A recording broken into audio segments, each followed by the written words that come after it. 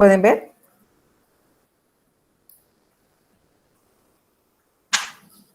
Sí, señora, se ve claro. Señora. Bueno, entonces, un tema muy interesante que desde hace algunos años estoy estudiando porque me vi enfrentada a pacientes con síntomas como estos.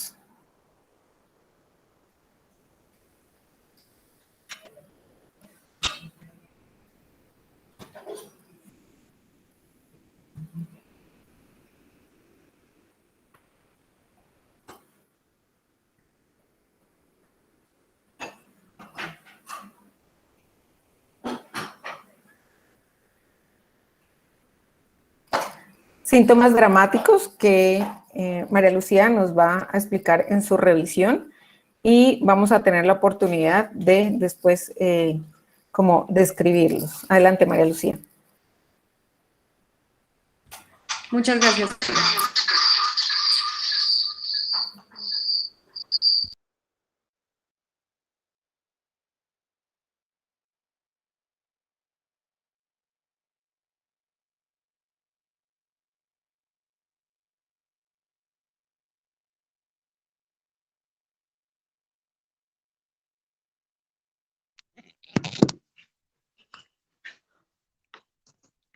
Bueno, como les nombraba la doctora Romero, el tema que nos trae el día de hoy a la revisión es el tema de traqueomalacia en niños, quien les está hablando María Lucía Porras, residente de cirugía pediátrica. Entonces, empezando como a manera de introductoria del tema de traqueomalacia, tenemos que debemos hablar sobre la definición como tal de qué es la traqueomalacia. La traqueomalacia se define como una debilidad difusa o segmentaria de la tráquea que va a incluir el colapso ya sea anterior o posterior de la misma, y esto pues va a tener la sintomatología que más adelante vamos a nombrar. Esta debilidad difusa puede ser secundaria a dos trastornos principales, ya sea por los dos componentes estructurales básicos de la tráquea.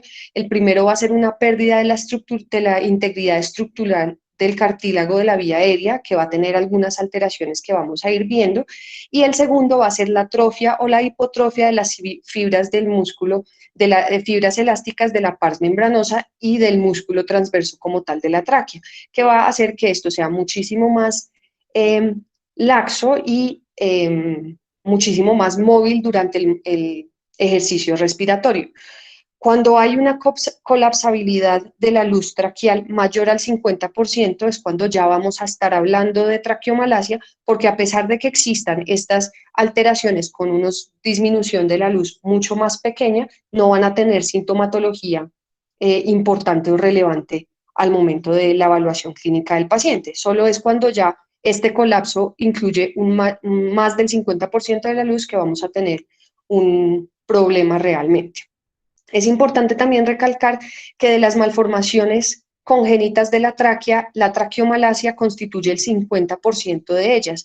Es por eso que debemos tenerlo dentro de nuestro radar al momento de tener un paciente con sintomatología respiratoria alta principalmente, porque hasta un 50% de las malformaciones congénitas van a ser por esta patología. En la incidencia general que hay en la literatura, hablamos que 1 de cada 2.100 nacidos vivos van a tener algún grado de traqueomalacia, que dependiendo pues de qué tan colapsada esté la luz, va a tener más o menor sintomatología. Y aún existe un predominio en el género masculino para la aparición de este tipo de patologías. Al tener esta debilidad que ya sea condicionada por la alteración del cartílago o por la alteración de la pars membranosa, va a ser muchísimo más susceptible la luz traqueal durante el ejercicio respiratorio a esos cambios de presiones que ocurren durante la respiración, que ya los vamos a profundizar. Entonces, recordando algo de la anatomía traqueal normal, tenemos pues hacia la parte anterior de la tráquea tenemos un cartílago traqueal que debería tener una disposición en anillo semilunar y va a componer más o menos 2/3 de la circunferencia total de la tráquea. En la parte posterior tenemos la pars membranosa, que está compuesta principalmente por el músculo transverso de la tráquea, que es un músculo liso, y en su disposición normal y habitual debería componer más o menos 1/3 de la circunferencia total de la tráquea. Cuando hay alguna alteración en esta disposición general de la anatomía normal de la tráquea, podemos ver repercusiones como tal del contenido luminal de la tráquea.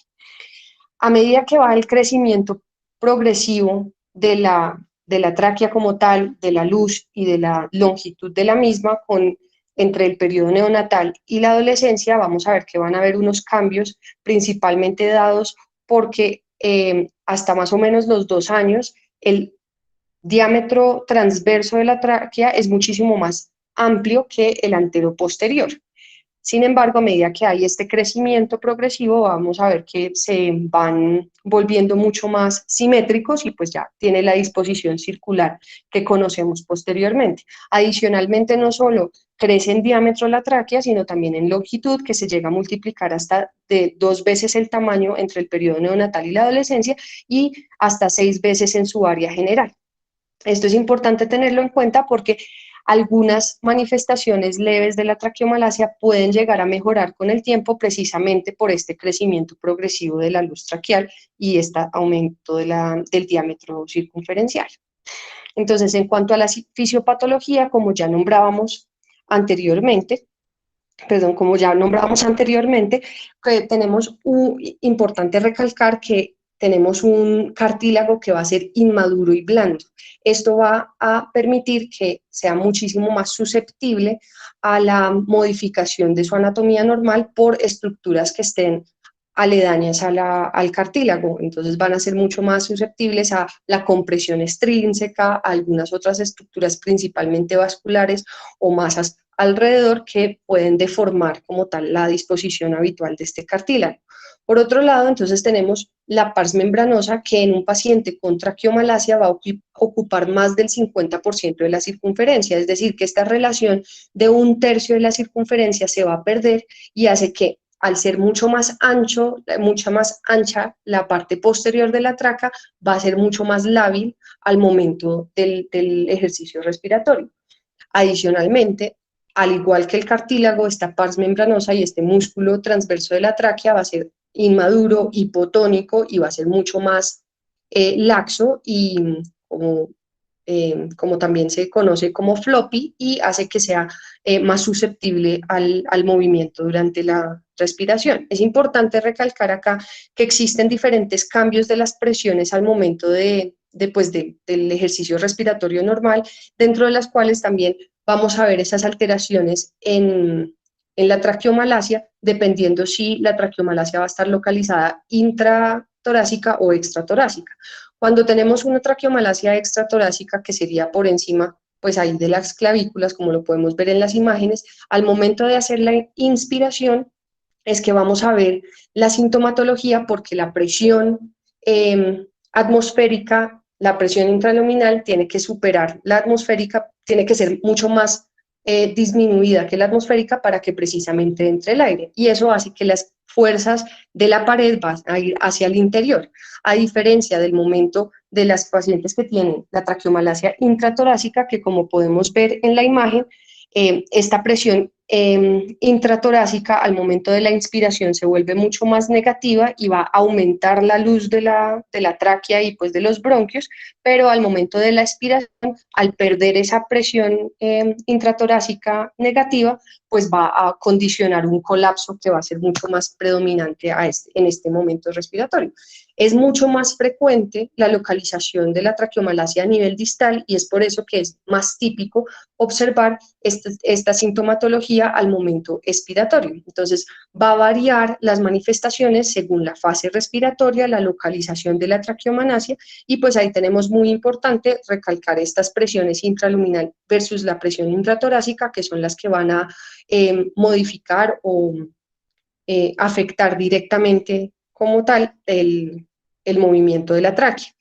Con la inspiración va a haber más dilatación cuando es una localización intratorácica y con la expiración un colapso y por ende sintomatología.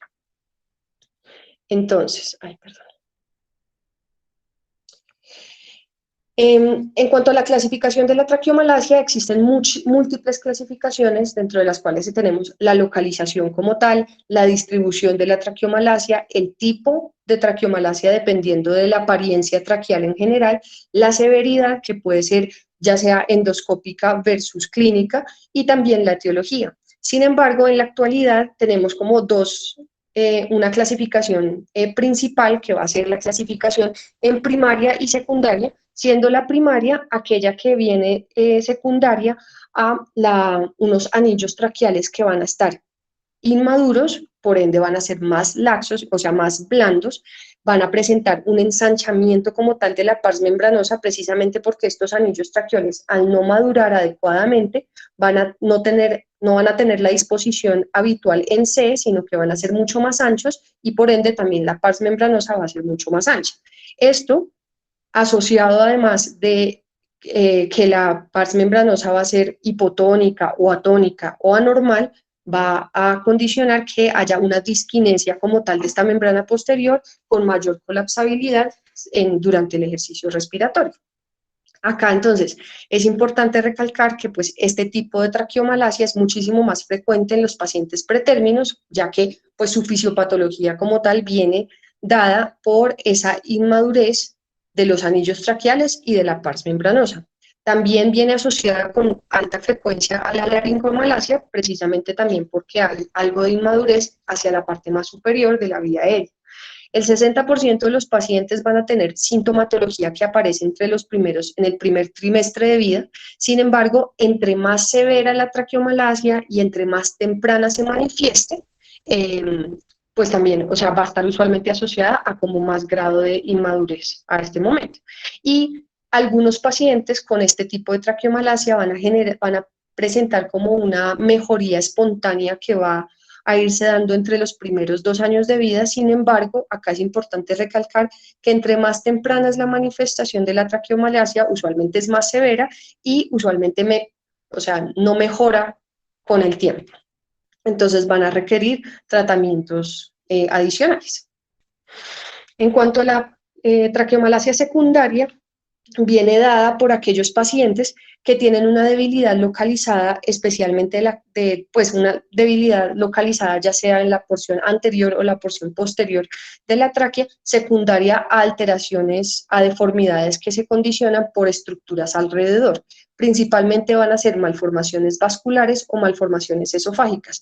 Como podemos ver en la imagen, este es un esquema en el que demuestran como las grandes estructuras aberrantes vasculares que pueden condicionar una traqueomalacia localizada dependiendo de su ubicación, siendo las principales la arteria innominada aberrante, el arco aórtico doble y el sling de la arteria pulmonar, que van a generar pues una obstrucción por compresión extrínseca de la tráquea y por ende la deformidad de estos cartílagos que van a estar deformes y pues una pars membranosa que es poco tónica.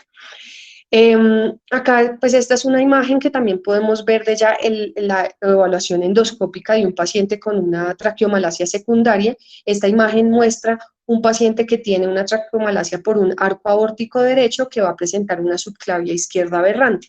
Entonces hace como una compresión casi circunferencial de la tráquea y a pesar de que esto pues es simplemente una imagen, algo que es característico de estos pacientes durante la evaluación endoscópica es que van a tener pulsaciones dependiendo pues de la localización de estas estructuras vasculares que van a condicionar la obstrucción localizada.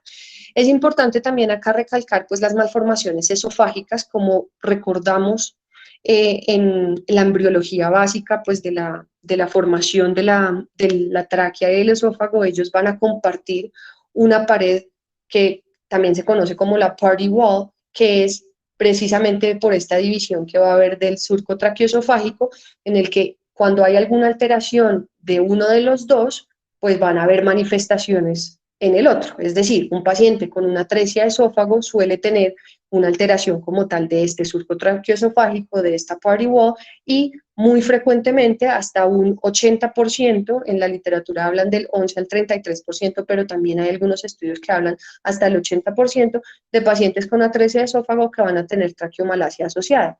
Esto es relevante especialmente para pues, el grupo quirúrgico porque no debemos excluir esta patología como algo que puede estar condicionando como empeoramiento clínico en los pacientes que se les corrige la atresia de esófago. Es importante sospecharlo como tal durante la evaluación de estos pacientes. Por último, entonces acá quería nombrarles cómo es la clasificación de la severidad según la compresión de la luz traqueal.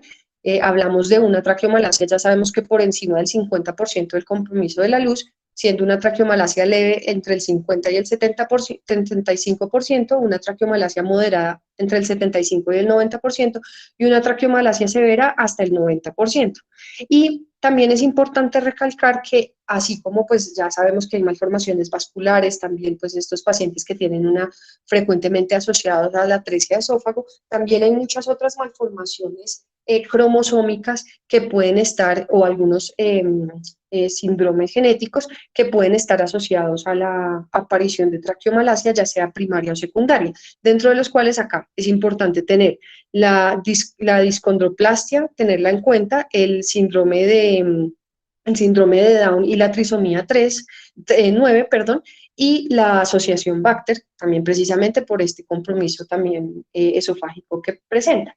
Los pacientes que van a tener traqueostomías prolongadas también pueden tener una deformación, una deformidad por la cánula a nivel de los cartílagos traqueales y generar un colapso anterior, entonces también pueden tener algún grado de traqueomalacia secundaria.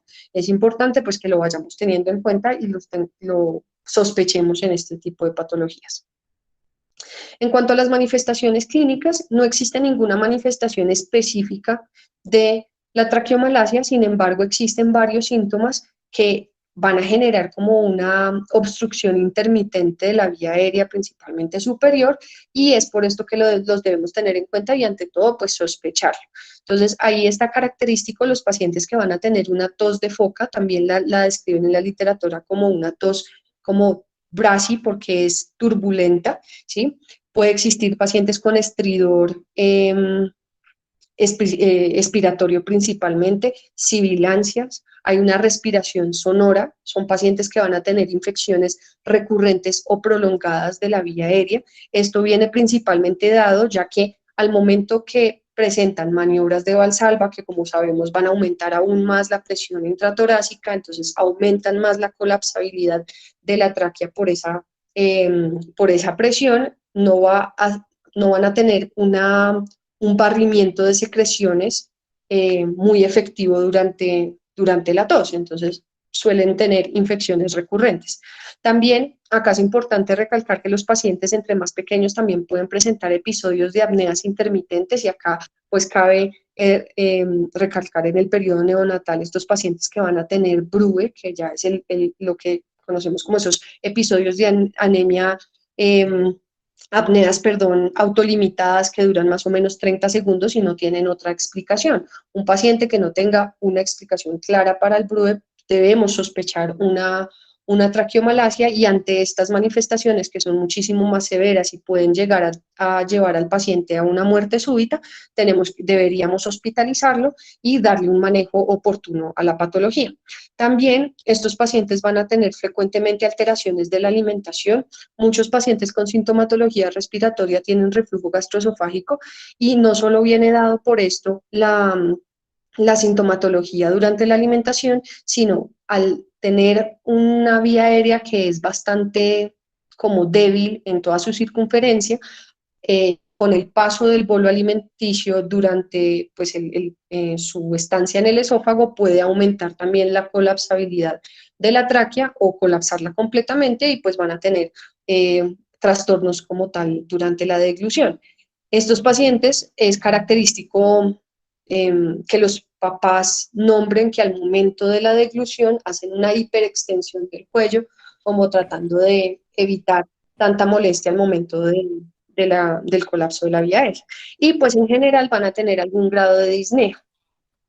Existe una clasificación que es poco conocida, que la realizó el doctor Benjamín, en el cual hacen como una clasificación de sintomatología de los pacientes con traqueomalacia, clasificándolos en traqueomalacia leve, aquellos que únicamente van a tener una infección, infecciones respiratorias recurrentes, precisamente por este barrido ineficiente que ya les nombraba anteriormente. Pueden tener también traqueomalacia moderada cuando viene acompañadas estas infecciones recurrentes a estridor, sibilancias y episodios ocasionales de apneas, y la severa cuando ya presentan episodios de apneas intermitentes severas con cianosis y alteración de la frecuencia cardíaca, estridor respiratorio y obstrucciones en general de la vía aérea superior. Son aquellos pacientes en los cuales se les debe dar un manejo oportuno y usualmente no van a mejorar sin procedimientos quirúrgicos. Este es un artículo que fue publicado en el 2017, en el cual hacen como una revisión general precisamente de esta sintomatología que es poco específica de la laringomalacia, de la traqueomalacia, perdón. Este fue un estudio que se realizó en el Sydney's Children's Hospital entre enero del 2012 y junio del 2015 en pacientes que tenían diagnóstico confirmado con broncoscopia rígida de traqueomalacia. En general, tomaron una población de 71 pacientes, de los cuales también principalmente eran del género masculino y tenían una edad mediana de 6.8 meses. Clasificándolos según los hallazgos broncoscópicos, pudieron evidenciar que habían 31 pacientes tenían traqueomalacia leve, 15 pacientes tenían traqueomalacia moderada, 13 pacientes tenían traqueomalacia severa y hubo 11 pacientes que no era específica la clasificación de la traqueomalacia. Y también, adicionalmente, pues evaluaban cuál era la sintomatología de estos pacientes. Entonces, en la siguiente tabla hablan precisamente de los síntomas que evidenciaron en estos pacientes, siendo lo principal un paciente que va a tener unos ruidos respiratorios alterados, o sea, una respiración ruidosa, ya sea por estridor inespecífico, ya un estridor o sonido inspiratorio o expiratorio principalmente, y también importante recalcar que aquellos pacientes que tenían un compromiso muchísimo más largo de la tráquea, que tenían componente extratorácico e intratorácico, iban a tener un sonido bifásico que se iba a ver en ambos tempos respiratorios. Lo otro pues era la tos recurrente, las infecciones recurrentes del tracto digestivo y esas alteraciones de la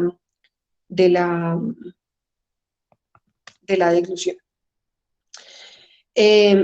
Adicionalmente, estos los evaluaron, pues, el diagnóstico como tal y su asociación con pacientes con atresia esofágica y fístula traqueoesofágica, evidenciando que en estos 71 pacientes, 18.3 tenían esta asociación con atresia de esófago y fístula traqueoesofágica, que permitió un diagnóstico temprano de la traqueomalacia precisamente porque dentro del protocolo institucional tenían la realización de la laringobroncoscopia neonatal. Usualmente los pacientes que eran prematuros eran más frecuentemente afectados por traqueomalacia, y esto viene dado precisamente por lo que ya habíamos nombrado anteriormente, y es que tienen un cartílago mucho más laxo y débil y un músculo liso que va a ser débil e hipotónico. Los ruidos respiratorios patológicos principalmente van a ser expiratorios, ya que la localización más frecuente de la traqueomalacia, principalmente en esta población, fue de la tráquea distal. Y también tenían una asociación significativa con la tos crónica, es decir, la tos es una manifestación de un compromiso más distal de la traqueomalacia. Importante pues acá como dar un inicio al diagnóstico como tal, que es asociar la broncoscopia con la tomografía. Entonces acá podemos ya empezar cuáles son nuestras pruebas de diagnóstico para este tipo de patología, ya que tiene síntomas altamente inespecíficos, pues no tenemos, usualmente estos pacientes se llenan de varios estudios antes de hacer como un estudio específico para la traqueomalacia. Sin embargo, existen pruebas de función pulmonar que nos pueden dar como indicios de que hay una obstrucción, un patrón obstructivo de la vía aérea, que puede estar secundario a una traqueomalacia. Entonces, dentro de acá, pues es importante recalcar la espirometría, en el cual se va a medir el flujo máximo con capacidad pulmonar residual, el flujo pico expiratorio, el flujo medio expiratorio, el flujo tidal expiratorio, dándole más importancia precisamente a estos tiempos expiratorios, que es donde más frecuentemente se va a ver manifestada la traqueomalacia. También pues se evalúan la resistencia de la vía aérea y la hiperreactividad de la vía aérea. Como sabemos, pues a estos pacientes se les hace pruebas con beta agonistas, sin embargo, en la traqueomalacia en específico no es una estrategia que se deba usar, ya que a diferencia de los pacientes que tienen hiperreactividad de la vía aérea, con beta 2 agonistas va a haber una respuesta como antagónica, y es que al momento de utilizar este tipo de medicamentos, el músculo liso va a volverse aún más hipotónico, aún más móvil, y va a empeorar la sintomatología de la traqueomalacia. Entonces, por eso, pues, no se recomienda, o pues, si tenemos estos hallazgos durante el uso de los beta 2 agonistas, pues podemos orientarnos aún más hacia una traqueomalacia de estos pacientes. En cuanto al diagnóstico imagenológico, existen varios posibles estudios, dentro de los cuales existe pues la fluoroscopia, una fluoroscopia sencilla que tiene una sensibilidad hasta el 25% y una especificidad hasta el 93 al 100%. Sin embargo, pues esto es un estudio que requiere harta experticia para precisamente definir esos cambios sutiles de la vía aérea que ocurren durante el periodo, durante el movimiento respiratorio. Estos pacientes, pues es un estudio útil, ya que no necesita sedación, se puede hacer en cualquier sala de estudios especiales con fluoroscopia, pero pues sí requiere de un ojo entrenado para esa valoración de la vía aérea. El TAC multidetector es una estrategia que se ha utilizado recientemente para este tipo de patologías, ya que se hacen dos tomas tomográficas, en la cual hay un pico inspiratorio y pico expiratorio. Esto permite ver esos cambios del calibre de la vía aérea, como lo podemos ver en la imagen de la derecha, que tenemos pues en la parte superior cuando están en la fase inspiratoria, y en la parte inferior en la fase expiratoria, viendo esa deformidad característica como en ojal de la traqueomalacia. Adicionalmente, al ser un estudio radiológico contrastado, no solo nos permite ver estos cambios durante la respiración, sino que también nos permite visualizar estructuras adicionales que sean las que condicionen la traqueomalacia. Entonces acá tenemos en la imagen A un timo que está bastante grande para la edad, y condiciona, como vemos en la flecha amarilla, un colapso de la pared anterior de la tráquea a este nivel. Y en la imagen B vamos a ver también un arco aórtico derecho con una subclavia izquierda aberrante, que va a generar como esa compresión circunferencial de la luz traqueal, que es evidente durante la valoración imagenológica.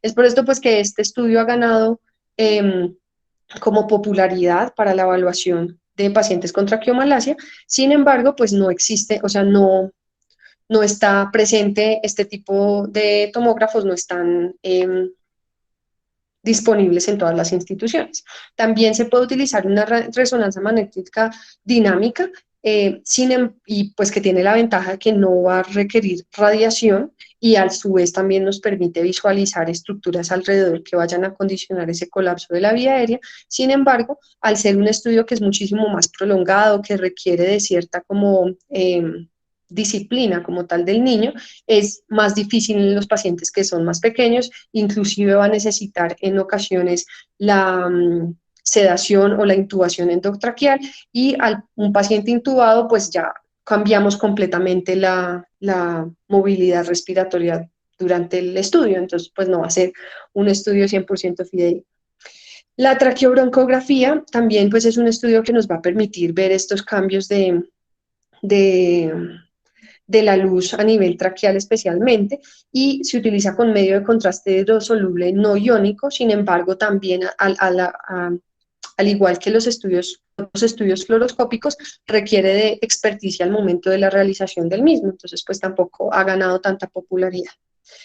Y por último, debemos hablar de la broncoscopia dinámica de 3 fases. Este es el gold estándar para el diagnóstico de la traqueomalacia y o sea, desde más o menos el 2012 se ha ido como perfeccionando la técnica de la broncoscopia dinámica para que se haga una evaluación completa, no solo teniendo en cuenta alteraciones como la traqueomalacia, sino también en búsqueda de otras alteraciones como propias de la tráquea que vayan a requerir un manejo inmediato. Entonces, tenemos 3 fases de esta broncoscopia dinámica y es importante que pues esto va a ser un estudio que debe ser bajo anestesia y sedación y requiere de un grupo multidisciplinario y anestésico específicamente muy entrenado que nos vaya como permitir y ayudar durante las 3 fases de la evaluación endoscópica. Entonces, esta primera fase va a ser una fase que va a requerir una sedación muy superficial para garantizar una respiración espontánea superficial del paciente, en el cual lo que vamos a estar buscando es visualizar adecuadamente la función de las cuerdas bucales y evaluar si existe algún colapso anterior de la vía aérea, si existe alguna estenosis fija, ya sea a nivel glótico, subglótico o como tal de la tráquea, o si existen pulsaciones que pues van a ser muy sugestivas de una compresión extrínseca por una alteración vascular específicamente. También en esta fase lo que vamos a visualizar también es la forma o la disposición, anatomía normal de los anillos traqueales, que como les nombraba anteriormente, lo normal debería ser en una forma en C, sin embargo existen algunos pacientes que van a tener alteraciones distintas de estos anillos traqueales, como los que podemos ver en estas imágenes. Entonces, la imagen A es una disposición que se ve colapsada en la parte superior y lateral derecha pues, o sea, que hay una compresión extrínseca que hace que haya esa alteración de la disposición normal del cartílago. La B vemos que va a tener un diámetro anteroposterior muchísimo más largo y eso hace que la pars membranosa esté como pinzada y hay una intrusión de la pars membranosa sin el movimiento respiratorio. Entonces, pues esto también es un trastorno como tal del anillo traqueal y se puede ver en pacientes que tienen malformaciones vasculares mucho más circunferenciales que pues van a colapsar por ambos lados el cartílago traqueal. Esta disposición C es mucho más amplia, una disposición, sí, mucho más amplia, y la tipo D, como podemos ver en la imagen, es un colapso como tal de la parte central. Esta es una forma en arco, el bow-like, que es en arco, y pues también la podemos ver, es importante en este momento de la evaluación endoscópica, tenerlo en cuenta. La segunda fase, entonces, va a ser una fase en la que vamos a inducir la tos o maniobras de Valsalva para precisamente evaluar si hay un colapso de la membrana posterior o una intrusión de la membrana posterior que vaya a condicionar pues esa disminución de la luz traqueal. Entonces, como podemos ver en esta imagen, está la imagen de la izquierda en la cual el paciente está usualmente en fase inspiratoria y ya con las maniobras de Valsalva hay una intrusión completa de la membrana posterior y un colapso de la vía aérea. Esta es otra imagen en la que podemos ver exactamente lo mismo y pues hay ese cambio de calibre asociado también a esa disposición alterada del cartílago anterior. Entonces pues hay como un componente mixto a este nivel. Y la fase número 3 es aquella que se realiza en el paciente que tiene una anestesia mucho más profunda o inclusive está paralizado, porque es en este momento en el que vamos a hacer una presión, o sea, vamos a aumentar la presión endoluminal de la tráquea con el fin de buscar otras alteraciones asociadas como son los divertículos traqueales, las fístulas traqueoesofágicas o algunos bronquios aberrantes. Esto se hace haciendo una distensión de la vía aérea hasta 40 centímetros de agua con el uso del ventilador. Entonces, pues acá ya podemos ver otras malformaciones u otras alteraciones que también pueden estar empeorando la sintomatología respiratoria del paciente.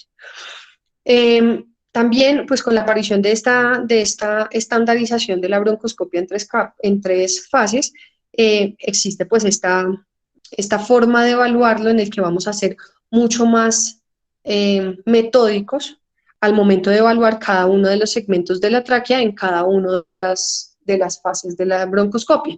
Entonces acá es importante recalcar que existen 5 localizaciones que vamos a evaluar endoscópicamente de la tráquea, T1 que va desde las clavículas hacia arriba de la tráquea, a partir después del espacio subglótico, T2 que va a ser desde las clavículas hasta el indicio de la arteria innominada, T3 que va a ser después de la innominada, incluyendo la carina, y ya pues vienen los dos otros segmentos que va a ser el bronquio fuente derecho y el bronquio fuente izquierdo. Cada uno de estos localizaciones va a tener un puntaje, especialmente en la segunda fase de la broncoscopia, con el fin de mirar qué tanto disminuye el calibre, la luz de la tráquea. Entonces, existe pues esta clasificación en la cual damos un puntaje de 0 a 5, dependiendo de qué tanta luz traqueal hay, siendo 0 lo más leve y 5 lo más severo. 0, que hay una luz del 90 o más por ciento, 1, que hay una luz del 75 al 90%, 2, que hay un 50-75% de luz, 3, que hay un 25 a un 50% de la luz, 4, que hay 10 a un 25% de la luz, y 5, cuando ya hay menos del 10% de la luz. Entonces, pues este puntaje se realiza en cada uno de los segmentos previamente descritos, y como podemos ver en la imagen, pues esto ya nos va a dar como estandarizamos el proceso y vamos a evaluar como cada una de las fases, incluyendo pues cuál va a ser el causal principal del cambio de calibre de la vía aérea, si es precisamente ese colapso posterior, si es ese colapso anterior, si es una mezcla de los dos, ¿sí? O si existen algunas otras alteraciones asociadas que requieran manejo inicialmente. Bueno, entonces ya hablando un poco del tratamiento, podemos diferenciar el tratamiento dependiendo de la sintomatología o de la severidad del paciente. Aquellos pacientes que tienen unas manifestaciones leves a moderadas o traqueomalasias leves a moderadas pueden mejorar de cierto grado hasta los 2 años. Sin embargo, como les nombré al principio de la charla, entre más pequeños se manifiestan, usualmente menos mejoría van a tener con este aumento progresivo, porque ya hay una deformidad importante de la vía aérea.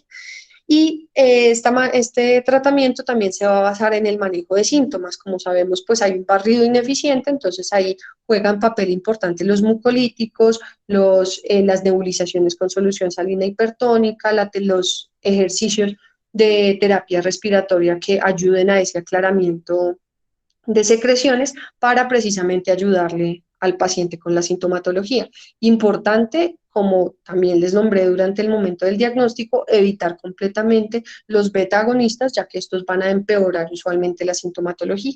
Y aquellos pacientes que están como en ese limbo de moderada a severa, pueden llegar a recibir manejo con CPAP o BiPAP, una terapia de presión positiva intermitente o ya sea continua. Sin embargo, pues no suele haber como una mejoría, y usualmente no hay una mejoría significativa, y usualmente pues estos pacientes terminan requiriendo alguna otra intervención adicional. Acá es importante recalcar la importancia del reflujo gastroesofágico o del manejo adecuado del reflujo gastroesofágico en estos pacientes con sintomatología respiratoria, que puede ser inicialmente un manejo médico. Sin embargo, hay algunos pacientes que van a tener estos trastornos mixtos o sea, que no solo tienen la traqueomalacia, sino que tienen reflujo y adicionalmente tienen una fístula traqueoesofágica. Entonces se debe hacer como el manejo progresivo de las 3 patologías, porque si no se controla una, a pesar del tratamiento de la otra, aún vamos a persistir con síntomas respiratorios. Y acá quería nombrar que en la antigüedad la traqueostomía era el manejo de elección para estos pacientes, cuando ya se les había dado el manejo de síntomas, la terapia respiratoria, el manejo con CPAP intermitente. Usualmente estos pacientes terminaban en una traqueostomía con ventilación mecánica prolongada, y nunca se daba un manejo real a la patología o a la condición de base que estaba generando esa alteración de la luz traqueal. La traqueostomía, a su vez, funcionaba como férula para la luz traqueal, entonces evitando el colapso durante el ejercicio respiratorio. Sin embargo, aquellos pacientes que tenían un compromiso muchísimo más distal, o sea, a nivel de la tráquea distal o de los bronquios, que no alcanzaban a estar ferulizados por la traqueostomía, usualmente tenían enlaces fatales o estaban condenados a una vida con traqueostomía continua. Entonces ahí aparece el tratamiento quirúrgico, que es importante, pues que tiene una indicación específica en esos pacientes que vayan a tener episodios de apnea o ya, también conocidos como los dying spells, de especialmente los pacientes más pequeños, porque estos pacientes pueden llegar a tener una muerte súbita por esta patología sin habérseles dado manejo oportuno. Aquellos pacientes que tienen neumonías recurrentes en ocasiones con repercusiones sobre la función pulmonar específicamente, también van a beneficiarse del tratamiento quirúrgico para la traqueomalacia, estos pacientes que tienen obstrucción respiratoria intermitente o la imposibilidad de extubar debido a la traqueomalacia, ya sea de la localización que sea. Como les nombré al principio, pues también si estos pacientes tienen otras patologías adicionales como el reflujo gastroesofágico o fístulas traqueosofágicas por alteraciones esofágicas de base, se le debe dar primero el manejo a la fístula traqueosofágica, después el manejo a la traqueomalacia. Durante todo este tiempo se le da manejo para el reflujo gastroesofágico y en ocasiones también se ha descrito que vayan a requerir intervenciones mucho más agresivas para el manejo del reflujo, como la funduplicatura. Entonces, ¿de qué depende qué tipo de procedimiento quirúrgico vamos a hacer? Pues depende claramente de cuál va a ser el condicionante de esa disminución de la luz traqueal. Si es por una compresión extrínseca o una deformidad del cartílago como tal, aparecen técnicas quirúrgicas anteriores como la ortopexia o la traqueopexia anterior, y cuando es principalmente por la intrusión de la pars membranosa, aparece la traqueopexia posterior. Entonces, hablando un poquito de la ortopexia, esta es una técnica que consiste en, pues es una técnica modificada de una técnica que se describió desde 1948 para la corrección de este colapso anterior vascular. Va a hacerse una elevación indirecta de la luz de la pared traqueal anterior, secundaria como la disminución de la presión de las estructuras vasculares, principalmente el arco aórtico y la arteria innominal. Usualmente se colocan puntos que van desde la adventicia de la aorta y de la arteria innominada hacia el esternón, y esto pues como por continuidad va a liberar la presión sobre la pared anterior de la tráquea. Existe un metaanálisis que se hizo en el 2017 en el cual nombraban que los pacientes con traqueomalacia que se les realizaba una ortopexia podían llegar a presentar una mejoría de la sintomatología.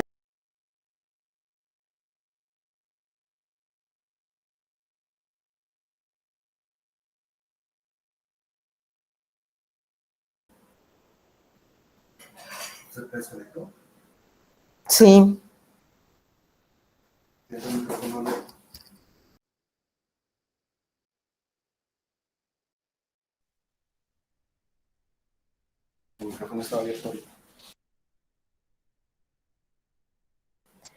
¿Alguien puede hablar con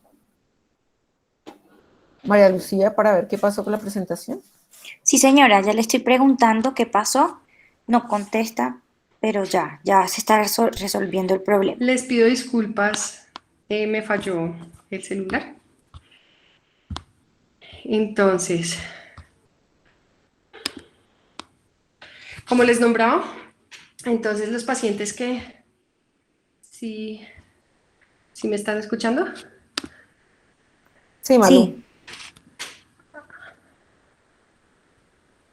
Bueno, nuevamente disculpas. Entonces, los pacientes que presentaban, que se les realizaba una ortopexia, iban a presentar una mejoría clínica hasta un 80% de los pacientes. Había un 8% de aquellos que se les llevaba ortopexia que no presentaban mejoría alguna, 4% que iban a presentar empeoramiento de la sintomatología, y esto usualmente venía dado por una compresión mucho más distal y usualmente condicionada por la arteria pulmonar o la aorta descendente, y hasta un 6% podían llegar a presentar mortalidad durante el procedimiento quirúrgico, principalmente por sangrado. Entonces el resultado final, como lo podemos ver en la imagen, es una elevación como tal del arco aórtico, y si se colocan puntos a la arteria innominada con el fin de pues evitar como disminuir esa presión de la pared anterior de la tráquea que va a estar con traqueomalacia.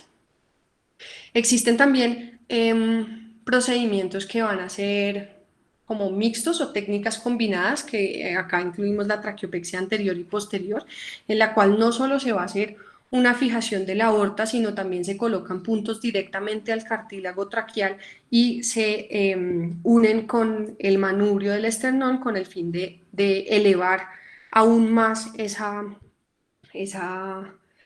pared anterior de la tráquea, y adicionalmente se combinan con la traqueopexia posterior, que ya pues es una técnica cuyo fin va a ser manejar precisamente esa intrusión de la pars membranosa. Se hace una disección completa de la tráquea, del esófago y de la columna vertebral con el fin de colocar unos puntos con sutura no absorbible que van a fijar esa pared posterior con el ligamento transverso de la columna vertebral.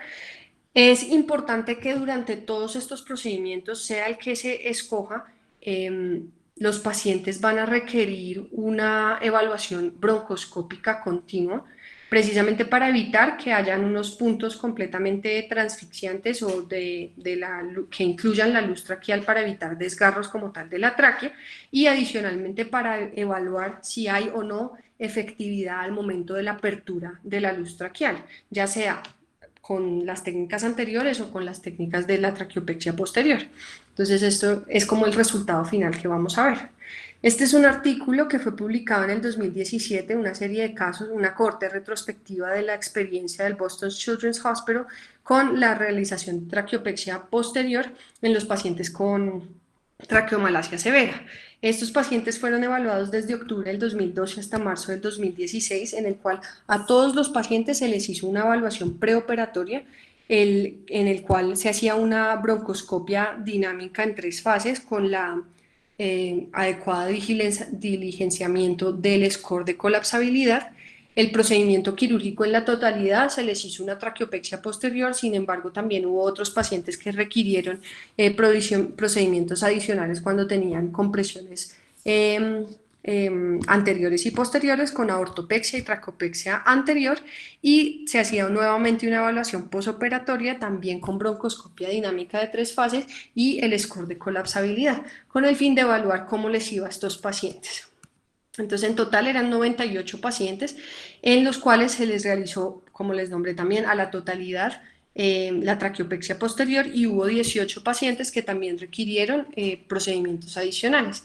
Esta es como tal la tabla demostrando como tal los scores de colapsabilidad preoperatoria y posoperatoria de los pacientes que se pudieron evaluar, viendo que en la totalidad de los casos hubo una mejoría de este score con una P significativa durante el estudio. Adicionalmente, también evaluaron la sintomatología de estos pacientes, en los cuales pues tomaron los síntomas principales que ya hemos nombrado a través de la charla, encontrando que en la totalidad de los síntomas también presentaron una mejoría con significancia estadística de estos pacientes, siendo así pues que se puede concluir que una traqueopexia posterior es una técnica útil para el manejo de los pacientes con traqueomalacia, que en ocasiones requiere la asociación con otras técnicas adicionales para aumentar la luz traqueal realmente.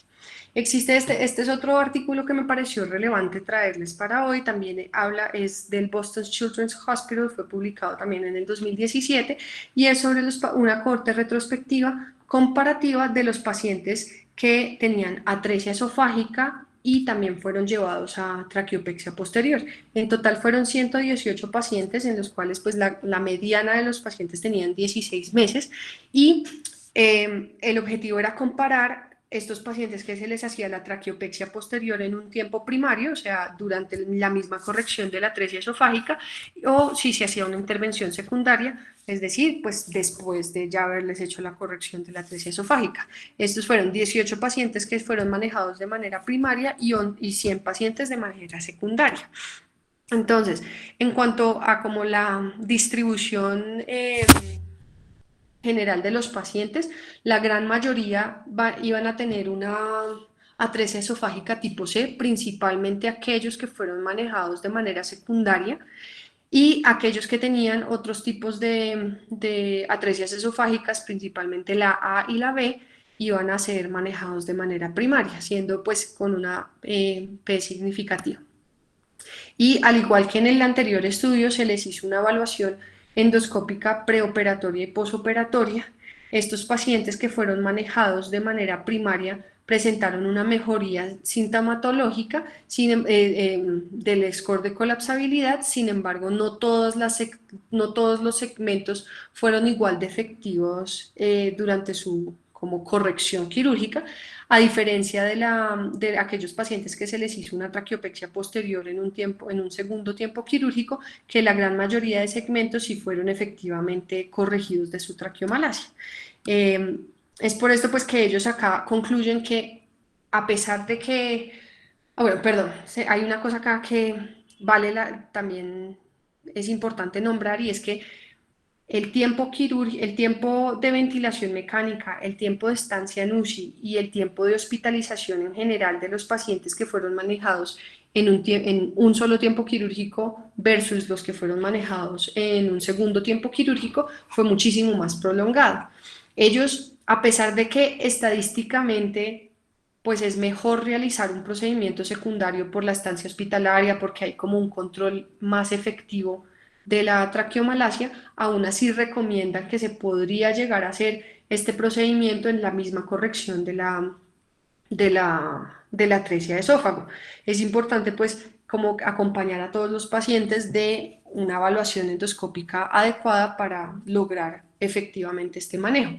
Y aún existe algo de recurrencia de esa intrusión posterior de la pars membranosa, que en los pacientes que fueron corregidos de manera primaria es hasta de un 28%, y aquellos pacientes que fueron manejados en un segundo tiempo quirúrgico es de hasta un 10%.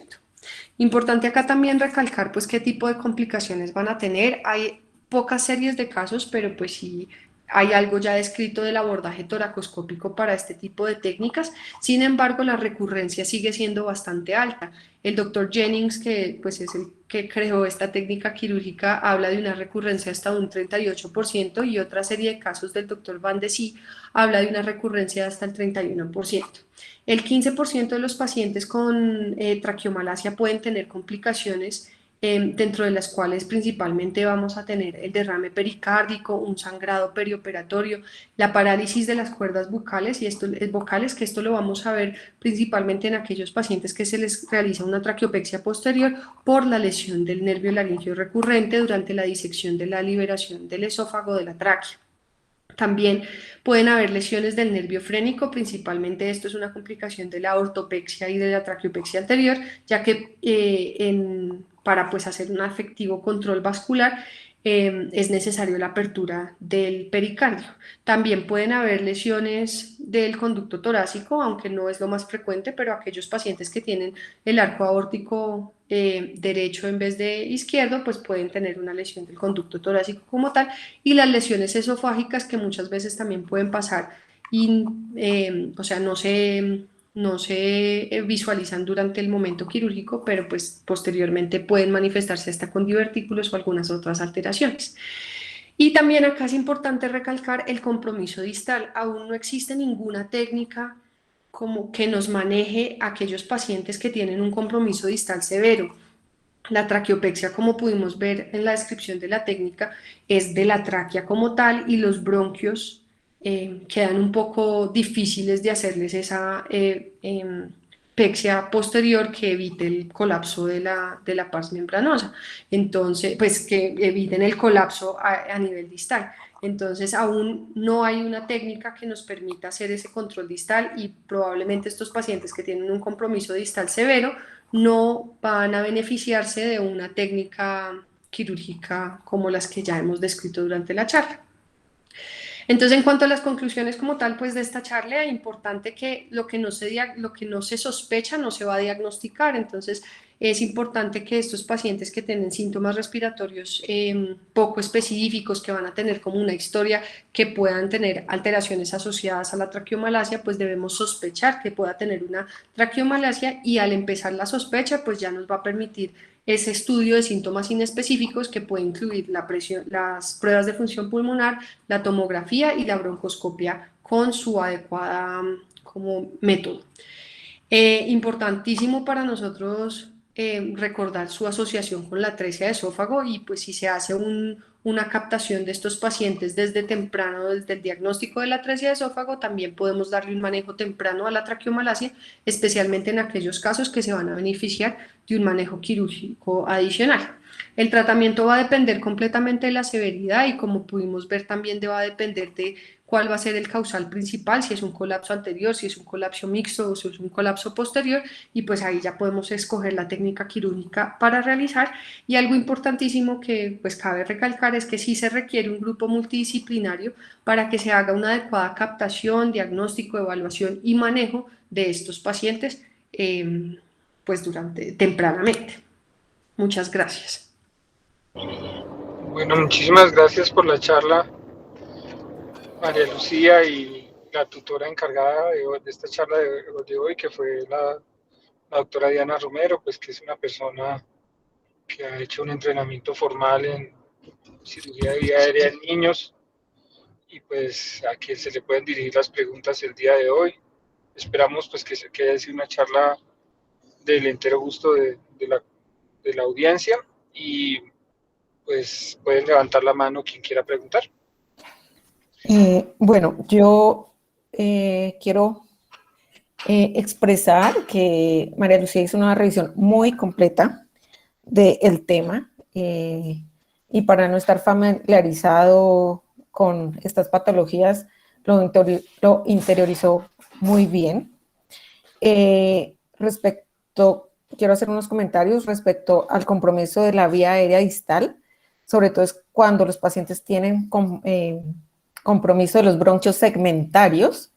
Ninguna técnica de pexia de bronquio ni de tráquea le va a solucionar, ¿sí? De pronto los bronquios tenemos algún recurso con externos que tampoco los tenemos disponibles aquí en Colombia, pero igual es factible importarlos, pero los pacientes que tienen los bronquios segmentarios con compromiso, pues realmente no le vamos a beneficiar con ninguna cirugía y es necesario mantenerlos con presión positiva y traqueostomía para poder ir a un centro de cuidado crónico o a casa.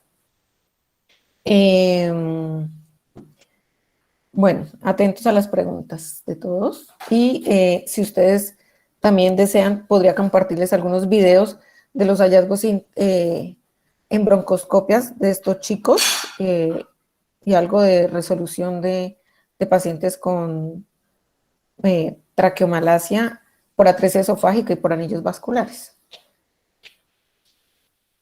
Primero, si quieren, resolvemos las preguntas.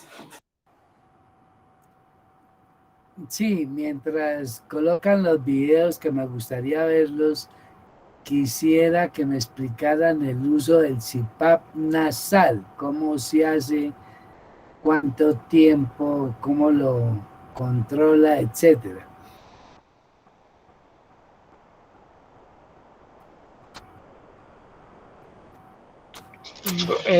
Doctora Romero. Aló. Ya. Sí, se oye bien. Ya. Bueno, el CPAP nasal se manejan compresiones entre 30 y 40 centímetros de agua. Digamos que es un estadio transitorio mientras se hace el manejo definitivo, ¿sí? Y en los niños más grandes o en los neonatos también se le pueden poner las máscaras de CPAP completa, la máscara facial completa para la presión positiva. Pero digamos que si estos pacientes tienen síntomas tan severos, en mi concepto hay que operarlos, ¿sí? Entonces, para hacer las cirugías, ¿puedo compartir pantalla? María Lucía. Para hacer las cirugías de estos pacientes. Sí, señora, ya le estoy quitando acá. Se necesita sí o sí un control endoscópico de la apexia. Estoy muy familiarizada. Presentar ahora. Entonces, mientras... ¿Están viendo la pantalla? Sí, sí se ve la Sí, pantalla. señora. El CPAP no sería útil mientras logramos que el niño logre un peso adecuado para que durante la cirugía el equipo de anestesia o de neumología que nos acompaña en cirugía pueda hacer una broncoscopia flexible a través del tubo orotraqueal. Entonces, debemos obtener un fibro de 2 milímetros, que no he tenido la dicha de tenerlos. El mío es de 2.8, entonces yo necesito intubar a un bebé con un tubo 4.0 para asegurar la ventilación durante el momento en que estamos poniendo los puntos. Esto es súper importante, como explicaba María Lucía, para que los puntos no queden transfixiantes o incluso cuando uno pone los puntos, en lugar de abrir la tráquea o los bronquios, los puede estar cerrando. Entonces, yo creo que el CPAP es una condición como transitoria mientras logramos hacer la corrección de la traqueomalacia o broncomalacia de los bronquios fuentes. Ya si el compromiso es distal, sí nos toca condicionarlo probablemente ya a una traqueostomía, porque no vamos a tener ninguna otra opción para ofrecer a este paciente. ¿Otra pregunta? El doctor Germán Mogollón levantó la mano. Si quiere tomar la palabra para hacer la pregunta, doctor Mogollón.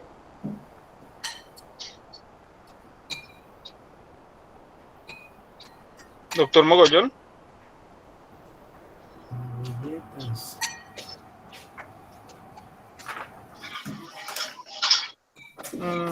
No, parece que no ¿No? hay comunicación con él. Eh, ¿Alguien más quisiera hacer alguna otra pregunta? ¿Podría mostrarle algo de las fases de la evaluación Sí, sí. que nos explicaba María Lucía? Entonces, la primera fase es cuando uno hace la inducción anestésica del paciente. Entonces, en esta fase uno puede ver si hay cleft laringotraqueales o hendiduras, estenosis subglóticas congénitas, si hay compresiones externas, que a veces hay quistes broncogénicos o algunas masas de mediastino que también pueden comprimir la vía aérea, ¿sí? Entonces, digamos que no es realmente una fase dinámica. Después hacemos, superficializamos al paciente y vemos cómo respira en forma espontánea, pero también estimulamos la tos y evaluamos cada segmento de la vía aérea, bronquio izquierdo, bronquio derecho, carina, tráquea, y hacemos el score de permeabilidad de la vía aérea. Entonces, esto nos reflejaría cómo se comporta el paciente cuando está despierto tosiendo. Y la última fase es una fase donde el paciente está profundo y hacemos unas maniobras de presión positiva donde hacemos sobredistensión y podemos ver, por ejemplo, en este paciente, en la parte posterior una fístula traqueosofágica, un gran sí, muy grande. Es como una parte residual del esófago de una atresia esofágica con fístula distal. Estas maniobras son muy útiles para detectar también las fístulas proximales. ¿Me están escuchando? Sí, señora, se escucha súper bien. ¿Y el video lo están viendo? No, señora, eso sí no se vio. Ah, no, pero no me dicen. Acá Carlos me dijo. Y usted, sí, sí, sí. Bueno. Son videos cortitos.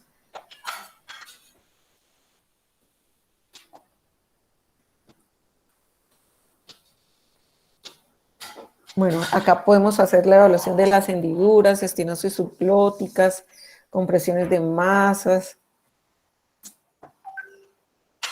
Sí, es como la fase inicial después de la inducción del paciente.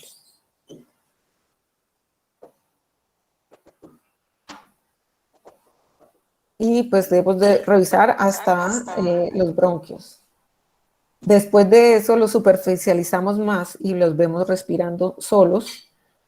Y adicional, o sea, están casi de levantarse, hacemos un estímulo de tos, donde podemos ver qué tanto colapso hay de la vía aérea en todas las porciones, bronquios, tráquea. Y así hacemos un mapa para planear la cirugía. Y la tercera fase es la depresión positiva, donde hacemos sobredistensión de estructuras. Este niño tiene un divertículo esofágico con una fístula. Entonces, esa es la evaluación completa.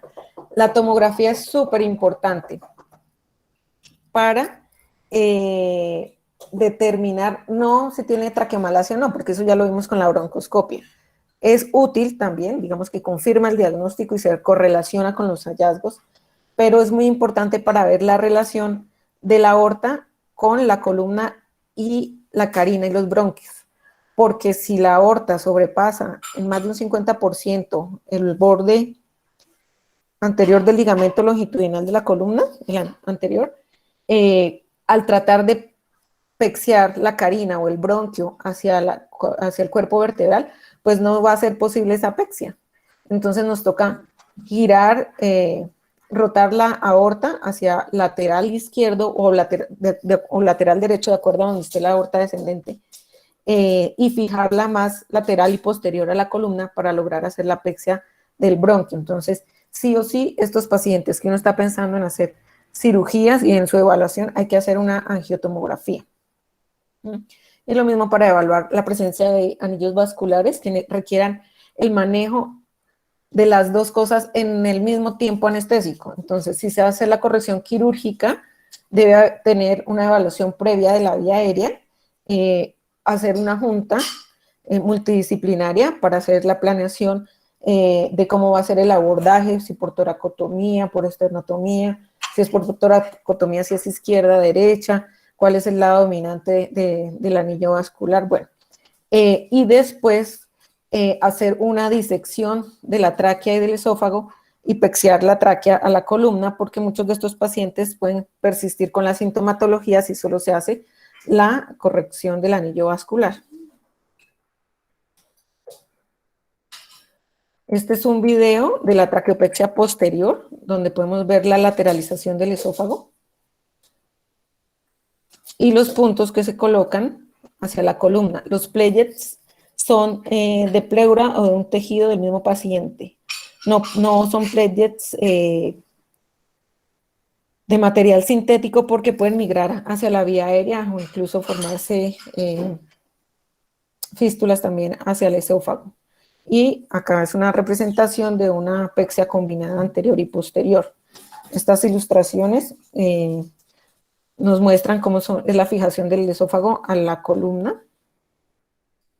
Y es muy importante la liberación de la columna. Si dejamos el conducto torácico, él está inmerso en tejido laxo. Entonces, si no ponemos los puntos en el ligamento y los ponemos en ese tejido, son los pacientes que van a tener recidiva del colapso posterior, que creo yo que puede ser lo que pasa en los pacientes operados por toracoscopia. ¿Sí? Acá tenemos cómo se hace la ortopexia, cómo la deslizamos con un punto anterior hacia lateral y posterior a la columna. Esta es una ortopexia descendente, donde uno la gira hacia atrás.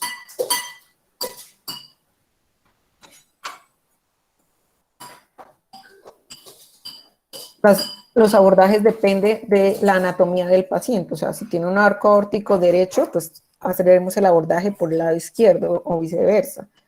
Y estos son pacientes 6 meses de edad, todo el tiempo respirando de esa forma, un colapso severo de la tráquea.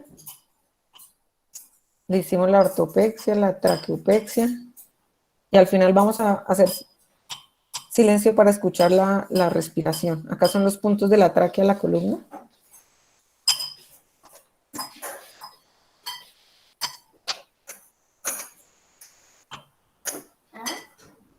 No está silenciado, es que ya respiraba bien. Lo mismo, estos chicos con colapsos severos de la tráquea, la broncoscopia al terminar la cirugía, y cómo cambia la calidad de vida. Este niño tiene algo particular y es que tenía una fístula traqueosofágica recidivada, una exclusión funcional del pulmón derecho y lo operamos bajo soporte ECMO en la clínica Chayo por toracotomía derecha. Son cirugías largas, nada más el abordaje y separar la tráquea del esófago pueden durar 3, 4 horas sin lesionar estructuras, ¿no? Porque pues se pueden hacer más rápido, pero lesionando estructuras. Y el éxito de estos pacientes es el manejo interdisciplinario de neumología, pediatría, cuidado intensivo, anestesiología, cirugía cardiovascular, gastroenterología. Bueno, algunos de los pacientes, pues ya hemos operado 15 pacientes, ya hay otro paciente más. Hemos visto también la misma mejoría en cuanto a la sintomatología. Y algo muy importante es que el manejo, si tenemos un paciente con traqueomalacia severa y tiene una fístula traqueosofágica recidivada, pues se entra a operar las dos cosas al tiempo, ¿cierto? ¿Sí? Si tenemos el paciente con anillo vascular y la traqueomalacia, se entra a operar las dos cosas al tiempo.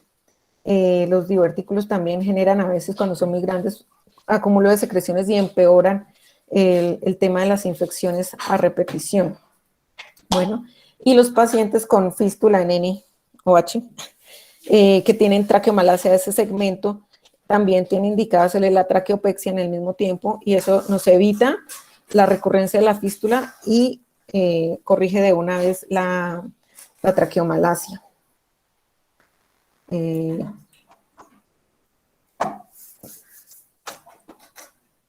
No sé si están viendo un video, no.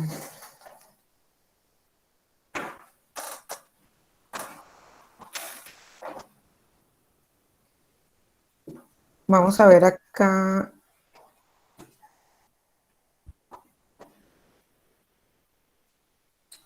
¿Me escuchan? Sí, se escucha fuerte y claro. Porque no veo. ¿Se aburrieron? No, no, estamos ahí pendientes. Ay, ya se está viendo. Sí, se está viendo y no sé por qué no veo yo. Ok. Este es el video de la representación de las compresiones vasculares. Esta es una subclavia derecha aberrante que pasa por detrás del esófago y la tráquea. Después vamos a ver un doble arco aórtico.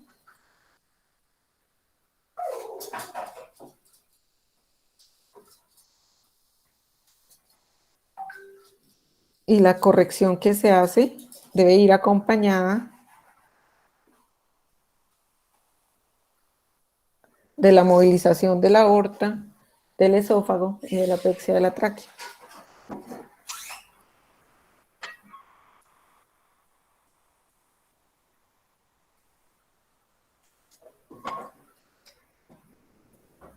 Este niño tenía un doble arco aórtico.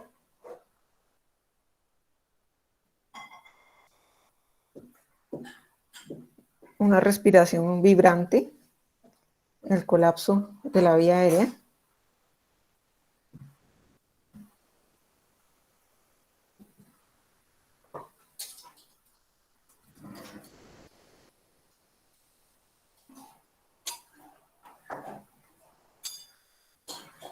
Y el chico después de la cirugía.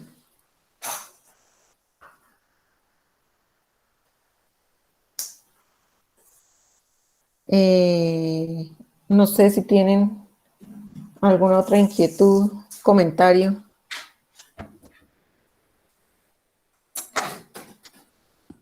Doctora, el doctor Mogollón escribió por el chat, él Dice, si se espera mejoría espontánea hacia los 2 años de edad, ¿a cuáles pacientes se operan antes y cuáles se pueden dejar con traqueostomía por esos 2 años? Ah, ok. Eh, los que se les dejan hasta los 2 años son pacientes con síntomas leves, pero pues hay que hacer una evaluación completa, tanto funcional, las pruebas de función pulmonar y las broncoscopias, ¿sí? Y como que ver el score que tiene.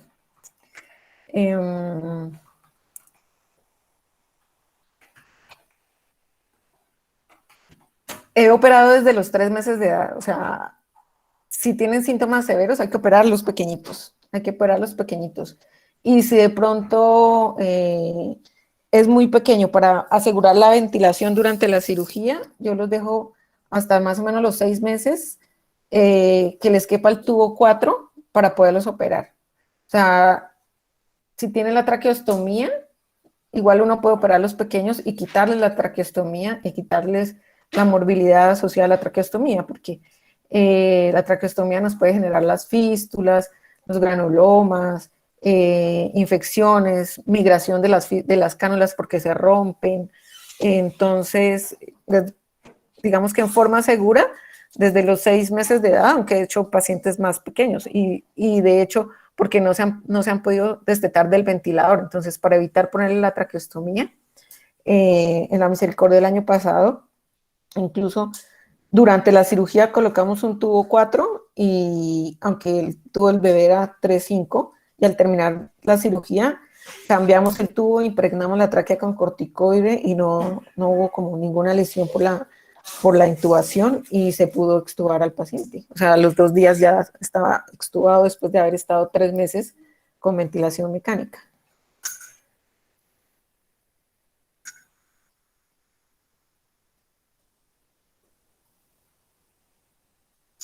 María Lucía, ¿tú tienes alguna inquietud? Pregunta, porque yo creo que hiciste una excelente revisión y ahí es cuando surgen más dudas.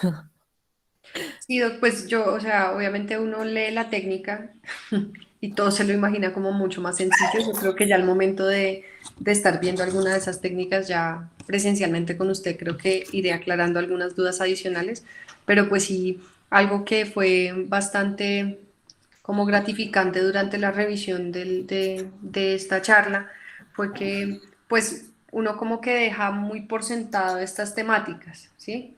Precisamente por el desconocimiento. Entonces uno sabe que existe, uno sabe que se debe sospechar, pero hasta no tenerla como dentro del radar diagnóstico por conocimiento, puede que se le estén pasando muchísimo más pacientes de los que debía. Y pues hemos estado hablando estos días con usted de la importancia precisamente para el cirujano, pues no somos ninguno acá es experto en vía aérea diferente a usted, pero pues importante tenerlos en cuenta para precisamente estos pacientes con atresia de esófago que puede que inicialmente no les estemos sospechando una traqueomalacia asociada, pero sí deberíamos estandarizar que se le haga alguna evaluación endoscópica o una evaluación clínica de este tipo de scores, o sea, como de estos síntomas claves para la traqueomalacia para que se les pueda dar un diagnóstico y un manejo oportuno a estos pacientes también, precisamente por esa relación y esa asociación principal con este tipo de patologías. Sí, yo creo que en atresia esofágica hay que tener mucho cuidado con ese concepto, porque, o sea, no es solo, digamos, ponerle los puntos a la tráquea donde está la fístula y pegarla atrás, porque si no se ha hecho el diagnóstico de los otros segmentos, pues obviamente la reoperación va a ser más compleja. Y lo mismo es poder asegurar la ventilación del bebé en la cirugía sin ponerlo en riesgo. Entonces, pues hay muchas cosas que analizar y que depende de conocer muy bien la anatomía y la indicación quirúrgica de cada bebé. No sé si hay algún otro comentario.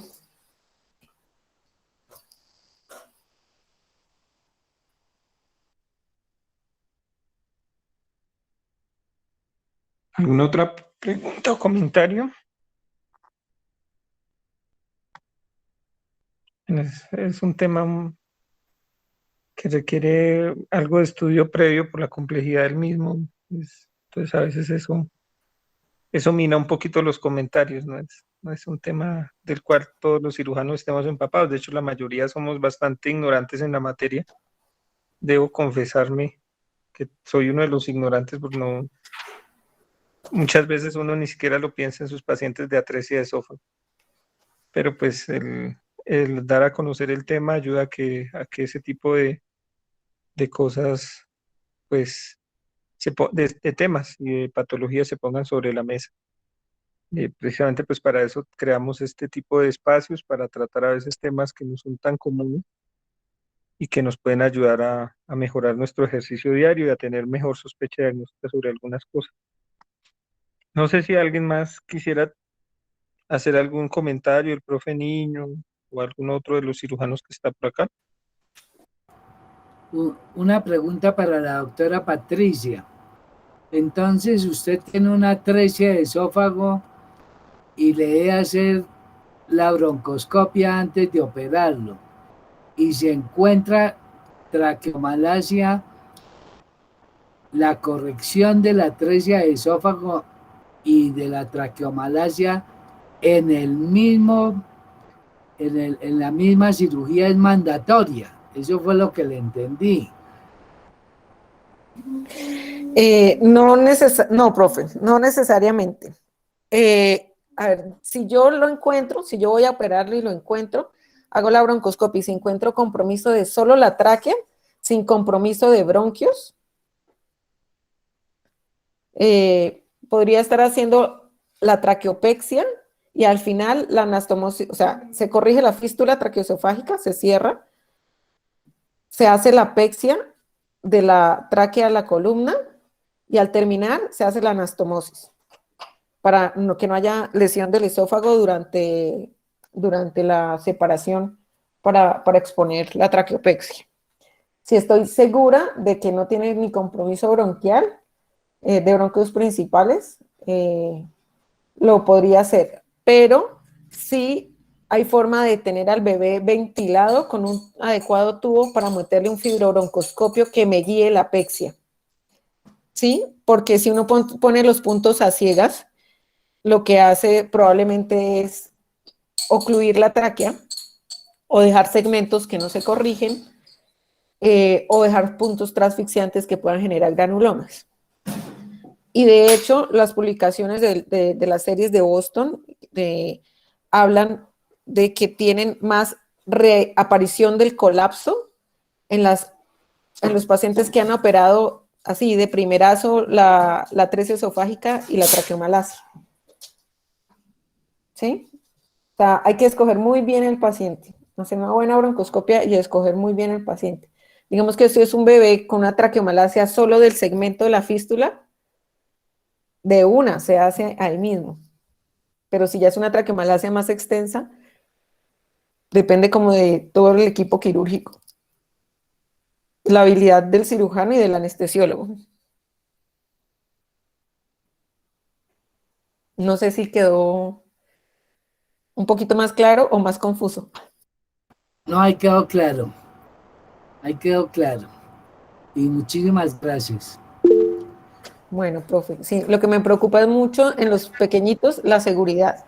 La seguridad porque se pueden ser insuficiente el diámetro del tubo para ventilarlo y si uno lo hace a ciegas, pues lo deja mal hecho.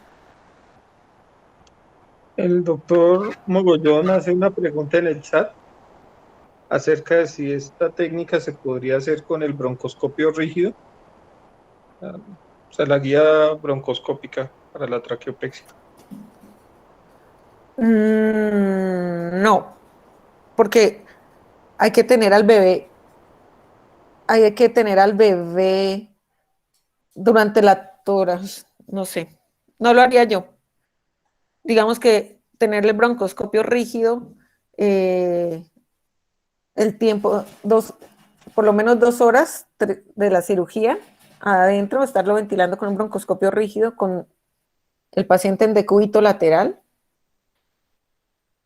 No sé, no me parecería seguro. Y aparte de eso, los orificios de las camisas a veces son A veces no, son separados. Entonces, digamos, si cuando vamos a hacer la apexia proximal, uno tiene que ir retirando el tubo, retirando el fibro, pero si retira el broncoscopio rígido, la ventilación se va a perder porque los orificios quedan de pronto supraglóticos. No sé, creo que yo no lo intentaría.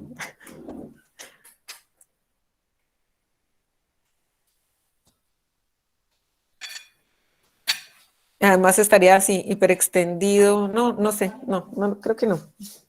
Pero no hay nada escrito ni lo he visto hacer en ningún centro.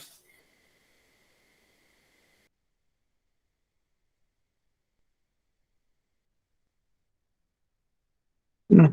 ¿Alguna otra pregunta o algún otro comentario para la expositora y la tutora del tema?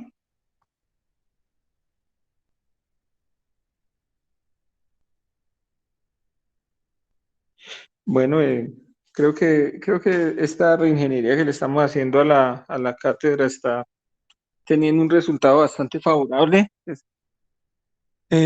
Decidimos pues hacerle algo de reingeniería a nuestra cátedra para este año, tomar la decisión de dejar una charla semanal, pero con algo más de profundidad y con un tutor responsable de la misma, que tuviera experticia en el tema que se va a tratar.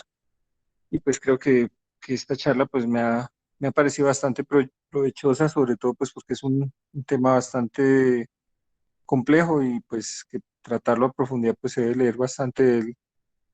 Y creo que María Lucía hizo un muy buen trabajo al respecto. Esperamos que se haya sido pues de su agrado para las personas que nos acompañaron el día de hoy en la charla. El próximo lunes vamos a tener una charla que pues que hace parte un poquito, es un poco menos, digamos así, profunda en cuanto a la complejidad, pero que tal vez por lo mismo a veces nos parece dentro de nuestro quehacer diario que lo podemos hacer y no examinamos un poco las complicaciones a mediano y a largo plazo de las mismas, y es el tema de las hepático-yeyunostomías en las diferentes cirugías de vía biliar que nosotros hacemos. Vamos a tratar este tema y como tutor, como expositor, vamos a tener a la doctora Laura Hernández, que es la residente de tercer año del Se programa le de fue la la voz Fundación cuando digo cuál tema. hepático-yeyunostomía versus hepático-duodenostomía en cirugía hepatobiliar pediátrica. Y nuestro Listo. tutor va a ser Carlos Millán, que pues es un cirujano hepatobiliar que se encarga pues de la parte de cirugía hepatobiliar de la Fundación Universitaria de Ciencias de la Salud, y la expositora a cargo va a ser Laura Hernández, que es la residente de tercer año del programa de cirugía pediátrica de la Fundación Universitaria de Ciencias de la Salud. Entonces el próximo lunes a las 7 de la noche tendremos esta charla. Esperamos también contar con su asistencia y esperamos que también sea de su agrado.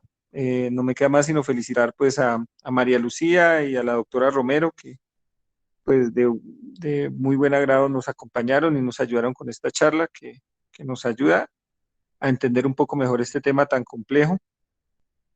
Y esta charla pues va a quedar en el banco de charlas que tenemos en YouTube de las charlas que hemos hecho para la cátedra. Esperamos sea una fuente de consulta para las personas que tengan estas patologías. Muchísimas gracias a todos por asistir. Muchas